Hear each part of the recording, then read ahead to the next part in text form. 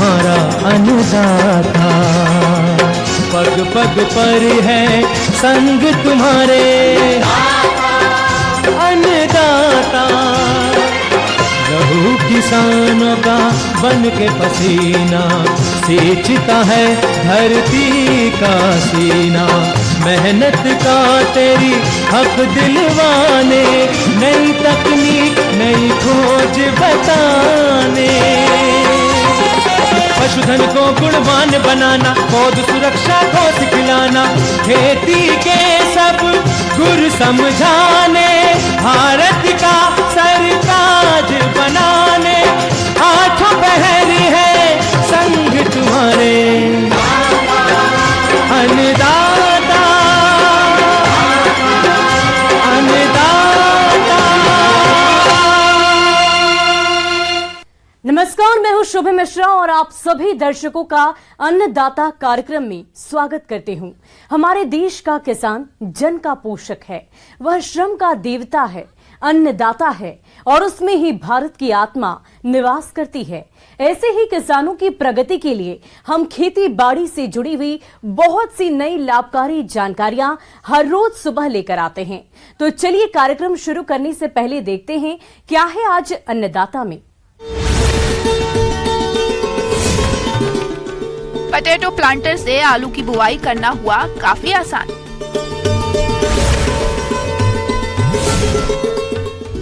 अमरूद की बागवानी करना है लाभकारी।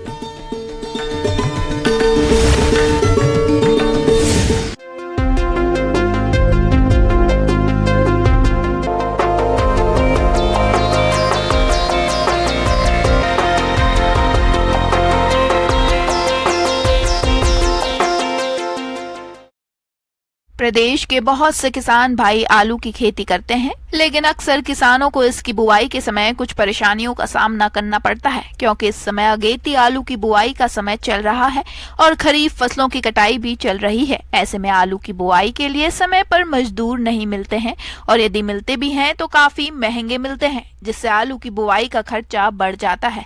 और यदि किसान आलू की बुआई पोटैटो प्लांटर से करें तो इन सभी समस्याओं से बच सकते हैं और आलू की बुआई आसानी से कर सकते हैं। तो ये आलू बुआई यंत्र किसानों के लिए किस प्रकार से उपयोगी है, देखिए हमारी ये खास रिपोर्ट।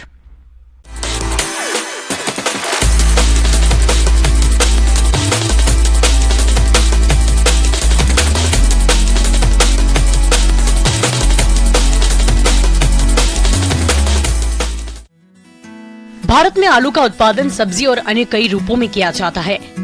यहाँ कुल उत्पादन का करीब 90% सब्जी के रूप में प्रयोग किया जाता है। इससे अच्छे प्रकार का स्टार्च और अच्छा प्रोटीन भी मिलता है, जिसकी बुआई का उचित समय चल रहा है और हमारे किसान भाई इस समय इसकी बुआई करने की तैयारी में जुटे हैं।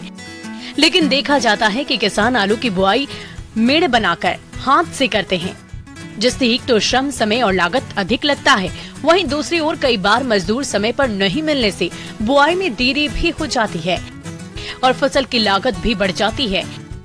ऐसे में किसान परेशान रहते हैं, वो क्या करें, कैसे समय पर फसल की कम लागत में बुआई करें। तो इस तरह की समस्याओं से बचने के लिए पोटैटो प्लांटर यंत्र काफी अच्छा साबित हो रहा है, जिसके द्वारा कम समय में अधिक एरिया में आलू की निश्चित दूरी और निश्चित गहराई पर आसानी से बुआई की जा सकती है। इस यंत्र में लोहे का एक फ्रेम होता है, जिसमें फरो ओपनर लगे होते हैं। फ्रेम पर एक सीड बॉक्स जिसमें आलू भरे जाते हैं, इसको हॉपर भी कहते हैं। इसमें कतारों की संख्या के अनुसार 2, 3 या 4 घूमने वाली डिस्क लगी होती है, जिसमें आलू के साइज के होल कटे होते हैं। ये डिस्क चेन के द्वारा ग्राउंड व्हील की सहायता से घूमती है, जो कि फ्रेम पर लगा होता है। सभी डिस्क के पीछे एक एक सीट लगी होती है, जिस पर आलू डालने वाले व्यक्ति बैठते हैं। फ्रेम के पिछले भाग में फरो ओपनर के पीछे मिट्टी चढ़ाने वाले रेजर लगे होते हैं, जो कि कुंड में आलू गिरने के बाद उसे फौरन मिट्टी से ढक देते हैं और उस पर मिट्टी चढ़ाकर मेड़ बना देते हैं। इस यंत्र के उपयोग से आलू की बुआई और मेड़ दोनों एक साथ बन जाती है। इसके साथ ही बुआई के समय उर्वरकों का प्रयोग भी किया जा सकता है, जिससे कम समय और कम लागत में अधिक एरिया में आसानी से बुआई कर सकते हैं। किसान भाइयों, हाथों से प्रति हेक्टेयर खेत में आलू की बुआई करने पर लगभग कुल खर्च 6,000 रुपए आते हैं। वहीं दूसरी ओर 1 हेक्टेयर खेत पर पोटैटो प्लांटर द्वारा आलू की बुआई करने पर औसतन कुल लागत 3,000 रुपए खर्च आते हैं। इस प्रकार हम कह सकते हैं कि पोटैटो प्लांटर द्वारा आलू की बुआई करना लाभप्रद है। किसान भाइयों, पोटैटो प्लांटर कई तरह के होते हैं। यंत्रों की कीमत इनमें लगी डिस्कों के आधार पर निर्धारित की जाती है। तो यदि आप पोटैटो प्लांटर खरीदना चाहते हैं तो यंत्र की कीमत और इस पर मिलने वाले अनुदान के बारे में अधिक जानकारी के लिए आप अपने नजदीकी कृषि विभाग में संपर्क करें। किसान भाइयों, अभी तक आपने खेती से जुड़ी हुई कुछ उपयोगी जानकारियां देखी। अब लेते हैं एक छोटा सा ब्रेक, जल्द ही लौटेंगे और कार्यक्रम में आगे भी है खेती बाड़ी से जुड़ी महत्वपूर्ण जानकारियां, तो बने रहिए हमारे साथ।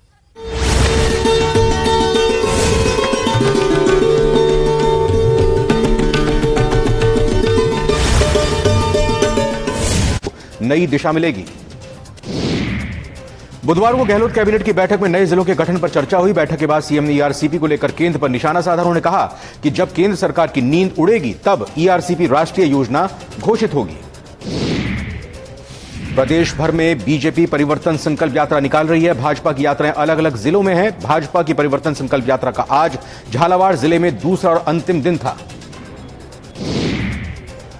उत्तराखंड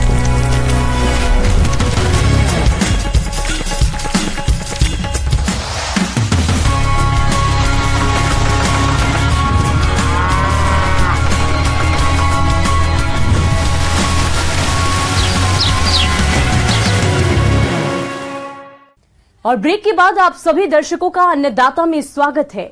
चलिए अब रुक करते हैं अगली कड़ी की ओर।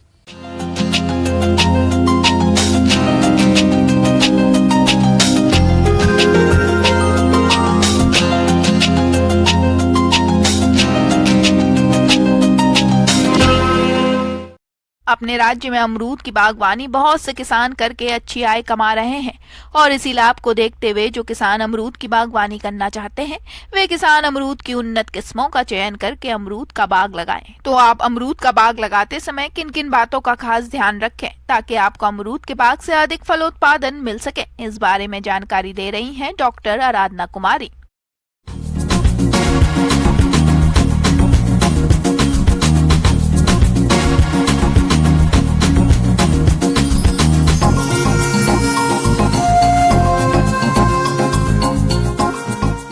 तो जैसा कि आप जानते हैं कि अमरूद आजकल बहुत ज़्यादा पसंद किया जा रहा है और इसमें न्यूट्रिएंट पोषक तत्व होते हैं वो भी बहुत ज़्यादा होता है और पानी की मात्रा भी बहुत ज़्यादा होती है, कब्ज इत्यादि की समस्या से दूर करता है।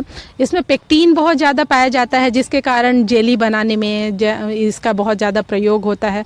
उसके अलावा टेबल फ्रूट के रूप में बिवरेज पेय पदार्थ बनाने में भी इसका इस्तेमाल किया जाता है। इसके इतने सारे फ़ायदे हैं कि इसे गरीबों का सेब भी कहा जाता है क्योंकि ये सस्ते दामों में मिलता है सेब की तुलना में। इसमें विटामिन सी जो होता है पर्याप्त मात्रा में होता है। उसके अलावा विटामिन ए, बी, लोहा, फास्फोरस ये सब भी बहुत ज़्यादा मात्रा में पाया जाता है। तो इसके बारे में मैं आपको जानकारी देना चाहूँगी। जलवायु की बात करें तो उष्ण और उपोष्ण दोनों तरह के जलवायु में ये लगाया जाता है, जो गर्म हो तथा शुष्क हो। भूमि के लिए विशेष ध्यान देने की बात है कि हर तरह की भूमि में अमरूद लगाया जा सकता है। अमरूद की बागवानी के लिए हर तरह की मिट्टी अनुकूल होती है, जिसमें हल्की से लेकर भारी और उचित जल निकास वाली मिट्टी सही रहती है। इसकी बागवानी 6.5 से 7.5 pH मान वाली भूमि में भी की जा सकती है। अमरूद के किस्मों के बारे में ये है कि इलाहाबाद सफ़ेदा, इलाहाबाद सुरखा, बेहद, कोकोनट, सरदार 4949 जो है लखनऊ, ये सब प्रमुख है। उसके अलावा कुछ किस्में हैं जो कि अभी बनाई गई हैं और बहुत ही अच्छी हैं, जैसे कि चित्तीदार, रेड फ्लेश्ड, ढोलका, नासिका, धारदार, ये सब किस्मों का आप इस्तेमाल कर सकते हैं। नर्सरी बनाना इसके लिए बहुत अच्छा होता है। नर्सरी किसी भी फल के लिए बनाना अच्छा होता है क्योंकि ये हमें समय की भी बचत कर देता है। उसके अलावा जो सबसे अच्छे पौधे होते हैं उनको चुनकर हम लगाते हैं तो हमारा जो आउटपुट होता है, हमारा जो फलन होता है, ये बहुत अच्छा होता है। तो बीज से भी नर्सरी तैयार की जाती है लेकिन वो बहुत अच्छे क्वालिटी की सब नहीं होती है। तो ज़्यादातर हम भेंट कलम जो इनार्चिंग कहते हैं उसके द्वारा हम इसके लिए नर्सरी बनाते हैं। हम जो गड्ढा बनाते हैं उसका ये ध्यान रखना चाहिए कि जब हमें मेन फील्ड में लगाना है उसके 1 महीना पहले बना ले तो अच्छा होगा। पौध रोपाई के लिए गड्ढे का आकार 60 बाई 60 बाई 60 सेंटीमीटर रखें। गड्ढे की गर्मियों में खुदाई कर देनी चाहिए। अगर गड्ढों की खुदाई नहीं की है तो जल्द से जल्द खुदाई करने के 20 दिनों बाद प्रत्येक गड्ढे में गोबर की सड़ी खाद 5 किलो NPK 150 ग्राम की भराई करके पौधे लगाना चाहिए।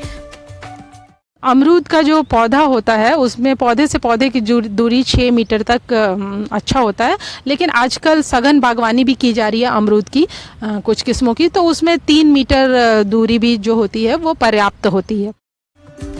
किसान भाइयों, पहली सिंचाई पौध लगाने के तुरंत बाद और दूसरी सिंचाई तीसरे दिन करें।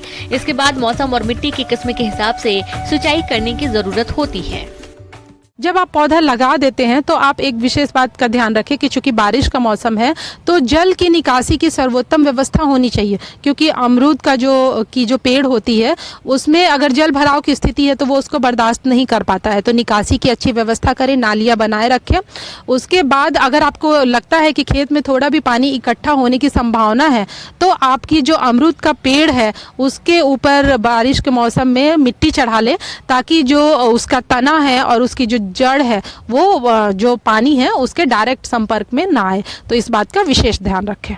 बारिश के मौसम में खरपतवार की समस्या भी बहुत आम है, तो जो आपकी थाली बनाई है आपने जो अमरूद के पेड़ के चारों तरफ, तो उसमें 10 से 15 दिन पर उन थालों की निराई गुड़ाई करते रहें, ताकि खरपतवार ना आए, क्योंकि ये खुद पोषक तत्व ले लेते हैं और जो अमरूद का पेड़ है उसको पोषक तत्व जो आप ऊपर से डालते हैं उससे उसको रोक देते हैं। तो इस बात का विशेष ध्यान रखें। उसके अलावा एक बात मैं और बताना चाहूँगी कि जो भी आपके खरपतवार जो भी आते हैं उसको आप जब हटाएं तो पेड़ के पास ना रखें, उसको पेड़ के बाहर दूर ले जाकर गड्ढों में दबा दें। वो आपको जैविक खाद भी बन जाएगा, क्योंकि कभी कभी उसमें कीट पतंगों के लार्वी भी छुपे होते हैं जो कि वो पेड़ को कीट पतंग से नुकसान हो सकता है या बीमारी के प्रोपेग्यूल हो सकते हैं। तो उसको हटाने के बाद दूर कर दें और गड्ढों में जाकर दबा दें, ये अच्छा होता है। मैं आपसे अपेक्षा करती हूँ कि आप सभी इनको इस्तेमाल करेंगे, अमल में लाएंगे, और अगर आप ऐसा करते हैं तो मुझे आशा ही नहीं पूर्ण विश्वास है कि आप अच्छा फलन पाएंगे और उसको व्यावसायिक रूप में अमरूद की खेती करेंगे। आगे और भी है खेती बाड़ी से जुड़ी हुई बहुत सी रोचक जानकारियां, पर यहां पर रुकेंगे एक और छोटे से ब्रेक के लिए और जल्द हाजिर होंगे।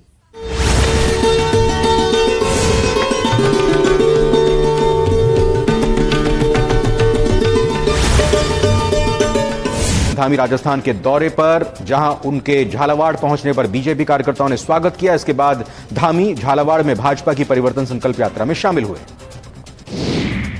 असम के मुख्यमंत्री हेमंता बिस्वा शर्मा जोधपुर के दौरे पर हैं। इस दौरान उन्होंने प्रेस कॉन्फ्रेंस पर कांग्रेस सरकार पर जमकर निशाना साधा। प्रेस कॉन्फ्रेंस में उनके साथ उपनेता प्रतिपक्ष सतीश पूनिया भी मौजूद रहे।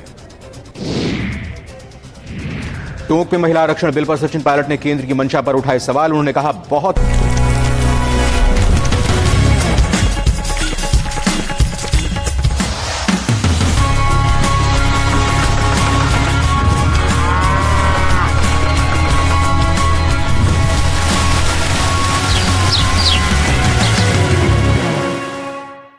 और ब्रेक के बाद एक बार फिर से आप सभी दर्शकों का अन्नदाता कार्यक्रम में स्वागत है। बढ़ते हैं अगली प्रस्तुति की ओर।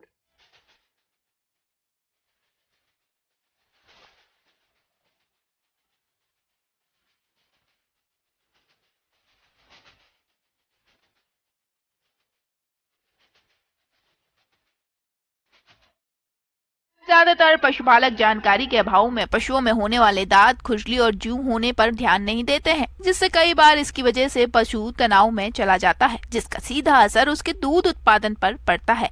उसी प्रकार आंतरिक परजीवियों के प्रकोप से पशुओं में कई घातक बीमारियां पनपने लगती हैं। अगर पशुपालक इनके रखरखाव पर थोड़ा ध्यान दे तो इन परजीवियों से दुधारू पशुओं को बचाया जा सकता है। तो चलिए इस बारे में जानकारी लेते हैं पशु वैज्ञानिक डॉक्टर धर्मेंद्र कुमार से।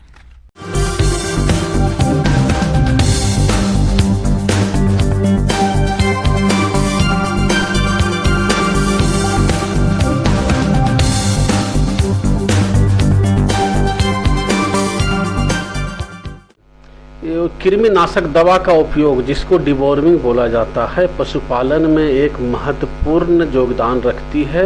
इसका एक अलग महत्व है। चूंकि जो कृमि होता है पशु के पेट में होती है, वो क्या करता है, जो आप खाना खिला रहे हैं, जो न्यूट्रिशन दे रहे हैं उसको खा लेता है। इसके साथ साथ जानवर के अंदर ब्लड जो होती है उसको भी चूसता है, जिसके कारण अपना जानवर कमज़ोर हो जाती है। और इसके साथ साथ उसका प्रोडक्शन मतलब दूध उत्पादन से लेकर उसकी वृद्धि सब कुछ कम हो जाती है, जो कि हिडन रहती है, आपको दिखता नहीं है। बहुत धीरे धीरे करके पशु को उत्पादन कम करती है और उसको बीमार भी करती है।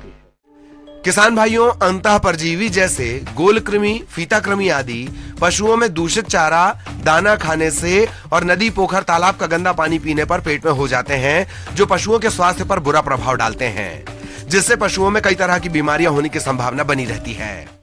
क्योंकि बरसात के समय कृमि का प्रकोप होने की संभावना बढ़ जाती है। बरसात के समय क्या होता है कि बारिश होती है, पानी जमा रहता है, वहाँ घोंघा में कृमि का विकास होता है और वो कृमि विकसित होकर जो घास होते हैं उसके हरे हरे पत्ते होते हैं सबसे ऊपर में, वहाँ पर जाके बैठा रहता है। अपना पशु जब चरने जाती है तो सबसे पहले उसी को खाती है, जो कि उसके पेट में जाता है और इन्फेक्शन करता है। इसलिए बरसात के समय में पतला पैखाना होने की शिकायत भी अधिक रहती है। अक्सर देखने में आता है कि हमारे कुछ पशुपालक भाई अपने दुधारू पशुओं में आने वाले बाह्य परजीवियों पर ठीक तरह से ध्यान नहीं दे पाते। इसका विपरीत प्रभाव पशु के स्वास्थ्य के अलावा उसके दुग्ध उत्पादन पर देखने में पड़ता है। ये बाह्य परजीवी पशुओं का खून चूसकर उनके स्वास्थ्य पर प्रभाव डालते हैं, जिससे पशु कमजोर और बीमार पड़ जाते हैं। तो पशुपालक को एक सलाह दी जाती है कि समय पर पशुओं को कृमिनाशक दवा देते रहें। छोटे पशु से लेकर गाभिन पशु सभी को दी जाती है। जनरल कंसेप्शन जो पशुपालक में है कि गाभिन पशु को नहीं देना है, बच्चों को नहीं देना है, ऐसी बात नहीं है। पशुओं को सभी स्टेज में कृमिनाशक दवा का उपयोग किया जाता है। जैसे जो बाछा या बाछी जो नया जन्म लिया है, 15 दिन के बाद उसको कृमिनाशक दवा का उपयोग करें और 2-2 महीना के अंतर पर 9 से 10 महीने तक करें। उसके बाद फिर जैसा समस्या आती है उसके अनुसार 6 महीने पर भी 6 महीने पर दवा रिपीट करें, या बहुत ज़्यादा आपके क्षेत्र में प्रकोप है तो 3 से 4 महीने पर भी रिपीट कर सकते हैं। मतलब 4-4 महीने पर साल भर में 3 बार भी दवा दी जा सकती है, गाय भैंस जितने हैं सभी में। परजीवी से बचाव के लिए पशुशाला की नियमित साफ सफाई करें। हो सके तो सप्ताह में 1 बार पशुशाला को लाल दवा या फिनाइल से धोएं। साथ ही चूने का भुरकाव करें। पशुओं को बरसात के दिनों में चारागाह चराने न ले जाएं। बाढ़ग्रस्त इलाकों से पशुओं के लिए चारा न लाएं, क्योंकि ऐसे इलाकों में चारा परजीवियों और अन्य फफूंद से दूषित होता है। पशुओं को चारा देने से पहले अच्छी तरह से साफ कर लें। परजीवी से बचाव के लिए पशु के शरीर पर अच्छी तरह से लगाएं, लेकिन इनका प्रयोग करते समय कुछ सावधानी रखें। जैसे दवाई लगाने के समय बड़े पशु या बछड़े बछड़ियों के मुंह में मुसीका लगा देना चाहिए, जिससे वो अपने शरीर को चाट ना सकें, जिससे पशु को किसी भी तरह का नुकसान ना हो। उसके बाद जब गाभिन पशु की बात आती है तो बेहिचक आप कृमिनाशक दवा का उपयोग करें। इसके लिए अलग दवा होती है, मतलब फेनबेंडाजोल कंपोजिशन की होती है। इसके साथ जो भी सेफ ड्रग हो, प्रेगनेंसी सेफ हो, वो कृमिनाशक दवा का उपयोग करें। तो मार्केट में बहुत सारी दवा उपलब्ध हैं। पशु चिकित्सक से सलाह कीजिए और कृमिनाशक दवा का उपयोग कीजिए। ऐसे नॉर्मल वे में जो उपयोग में आती है अल्बेंडाजोल और फेनबेंडाजोल कंपोजिशन की, इसका आप शुरुआत में उपयोग कर सकते हैं। अल्बेंडाजोल होती है तो 3 ग्राम की आती है, 1.5 ग्राम की भी आती है। तो लगभग जो 300 किलो वजन की गाय है, 300 से 400 किलो वजन की, उसमें 3 ग्राम के अल्बेंडाजोल से भी काम चल जाती है। मतलब इसका जो डोज होता है 10 मिलीग्राम प्रति किलो वजन के हिसाब से दी जाती है। यदि आपका पशु छोटा है, 200 केजी का है, तो उसके अनुसार आपको डोज कम कर देना है और इसको सुबह खाली पेट में खिलानी है।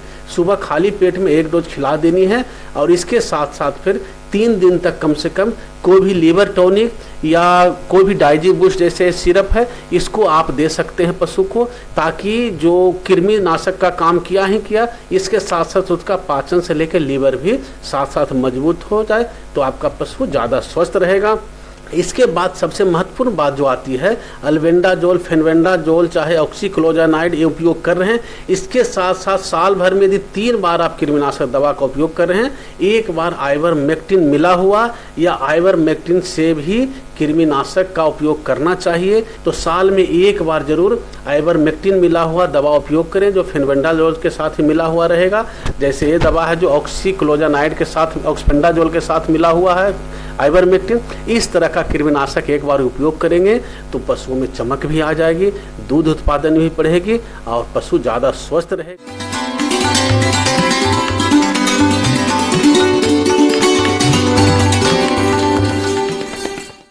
अन्नदाता हेल्पलाइन निशुल्क फोन संपर्क सेवा के माध्यम से आपके द्वारा पूछे गए प्रश्नों में से एक या दो महत्वपूर्ण प्रश्न को हम अपने कार्यक्रम में शामिल करते हैं और इसी के तहत आज किसान का सवाल और उसका जवाब कुछ इस प्रकार है। अन्नदाता निशुल्क फोन संपर्क सेवा के माध्यम से पूछे गए प्रश्नों में से आज हमने जिस प्रश्न को कार्यक्रम में शामिल किया है उसे पूछा है ग्राम खुर्द, जिला धौलपुर के कृषक सुरेंद्र यादव ने। ये संरक्षित खेती के बारे में जानकारी चाहते हैं। तो सुरेंद्र यादव जी, आपकी जानकारी के लिए प्रस्तुत है कार्यक्रम का ये अंश।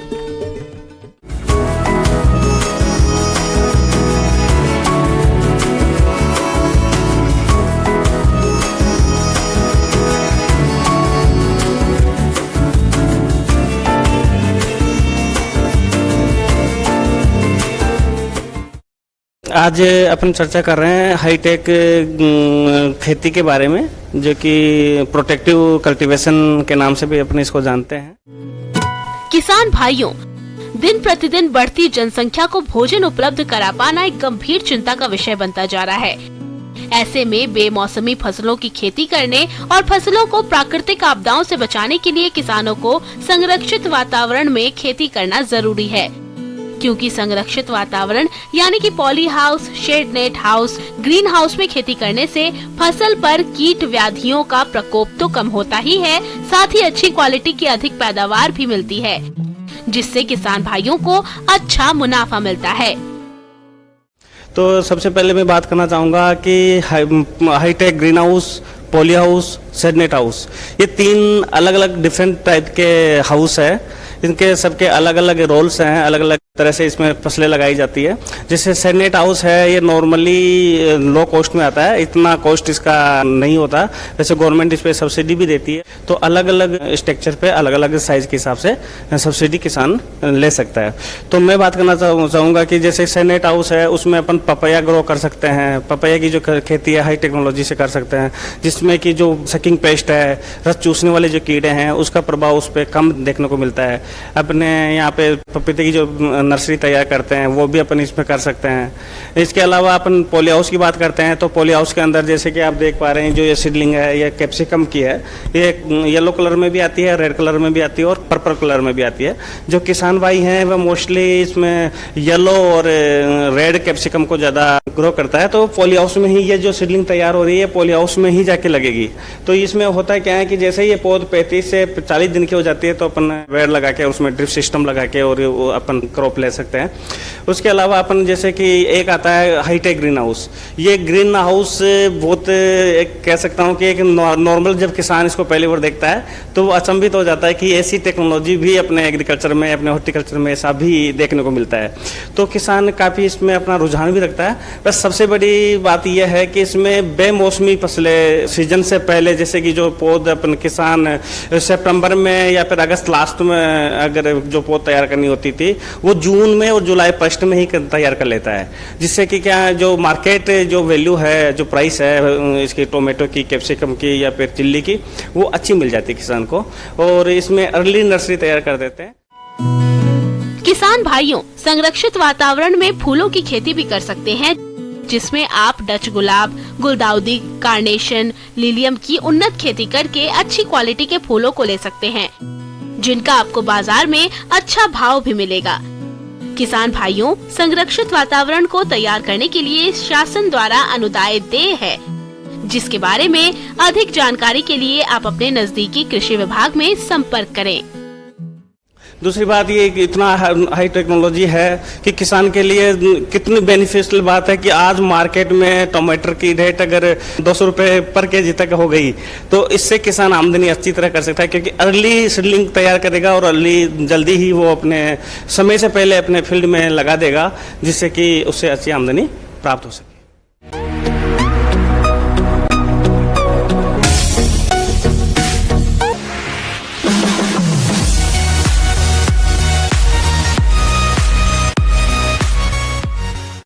और आइए अब एक नजर डालते हैं राज्य की कुछ चुनी हुई मंडियों के प्रमुख फसलों के बाजार भाव पर।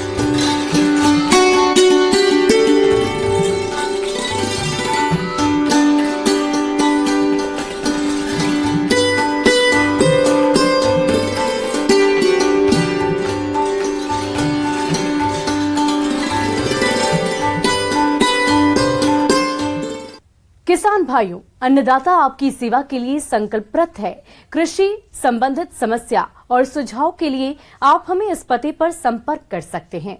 प्रोड्यूसर अन्नदाता news 18 Rajasthan, Ramoji film city, Hyderabad 501512। साथ ही आप हमें ईमेल भी कर सकते हैं। हमारा ईमेल है p18annadatarajasthan@nw18.com। इसके अतिरिक्त आप हमें निःशुल्क हेल्पलाइन नंबर 180088921663 पर सोमवार से लेकर शनिवार सुबह 10 बजे से शाम 4 बजे के बीच संपर्क कर सकते हैं। किसान भाइयों, अब समय हो रहा है आपसे विदा लेने का, तो हमारी अन्नदाता टीम को दीजिए इजाजत। कल फिर आपसे मुलाकात होगी कृषि संबंधित कुछ और महत्वपूर्ण जानकारियों के साथ। नमस्कार।